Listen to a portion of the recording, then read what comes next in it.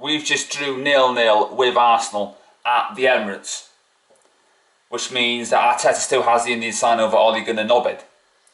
After Man City's win earlier on, they're now 4 points clear of us, and they've got a better goal difference, plus 14, which convertedly adds another point. And goal difference could come into it, despite what you'll hear elsewhere. It does count as another point.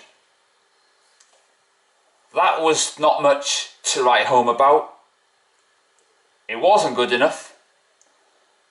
The balance tipped once McTominay went off. I think he had some kind of stomach bug or something like that.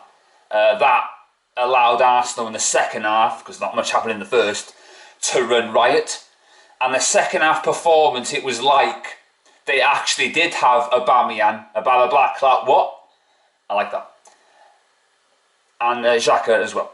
But they didn't. If they had those, they would have performed in the second half like they did in the first half. So they would have beaten us, and Arsenal should have beaten us, really.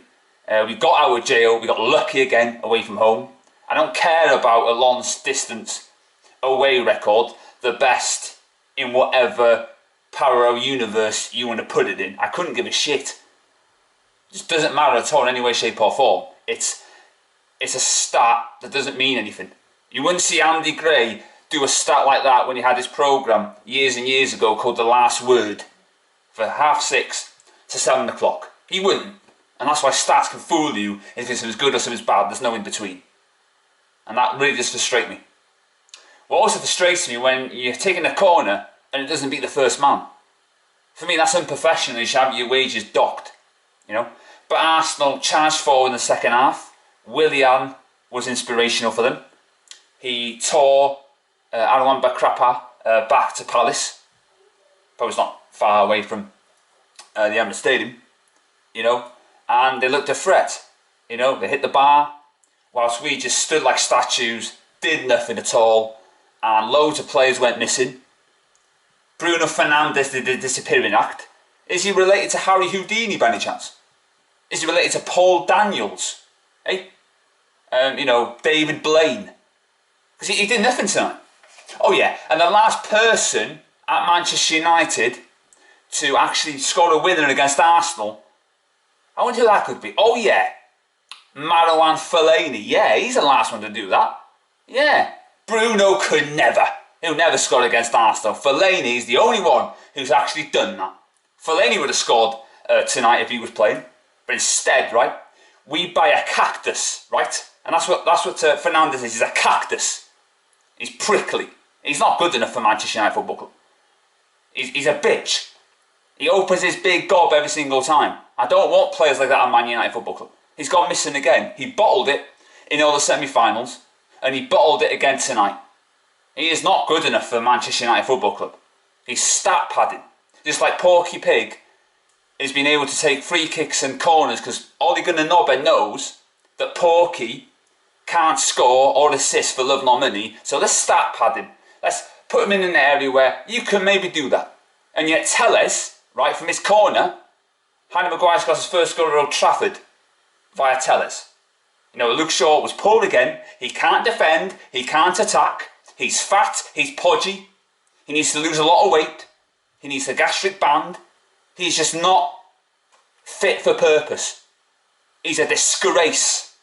Bruno disgrace. Martial a disgrace. Lucky fella, that guy. He should have went years ago. You know, people keep going, oh, look what Martial's done. Look what Porky's done. He's been here 6 fucking years. 7, if you count the end of this current season. I can name you better left backs than Porky. Callum Wilson is in double figures, right? He's got more goals in not just the Premier League than Martial, but in the whole of Europe. And the whole of, you know, all the competitions that Newcastle have participated in. You know, Martial needs to leave in the summer because he's not Man United quality. He's not up to the standards required. We are not going to win the league if players like him continue to be at Manchester United Football Club. Playing for this club is a privilege, not a chore, and somebody should remind him of that in that dressing room. But Ollie's too soft with him because Ollie's a doormat, just like he's a doormat for the bloody Glazers. You know? And that's a better point for Arsenal than it is for us. We've got Southampton coming up in midweek, and then we've got Everton. Loads of games come thick and fast. Man City have got Burnley. Man City win the league, and I hope Man City do win the league, yeah. I don't want us to win the league and Ole Gunnar Obed. I'm the only United fan who's brave enough to say that, because everybody else is scared. And I get really annoyed as well when people go, when they criticise, remember when someone criticised Sanchez, say, oh, I'm not saying Sanchez is done. That really irritates me that. If you don't like a player, say you don't like the player. If you hate the player, just say it. I hate Maguire, just say it. I don't understand why people are scared these days. You know what I mean? Freedom of speech. It's ridiculous what's going on in this country. It really is. But then, that's 20... well, we are in the parallel universe, aren't we, in the last year or so? You know? So, Rashford had to go off. I'm not sure what's going on with him. Martial again, poor again, obviously. Cavani should have buried his chances, but overall, we didn't deserve to win that. Arsenal should have won that game, because they were better than us in every single department. It was only a great save by De Gea that they didn't pick the lock. Other than that, yeah, it was Arsenal's for the taking. And we were poor, dreadful, absolutely shocking. Maguire, terrible again.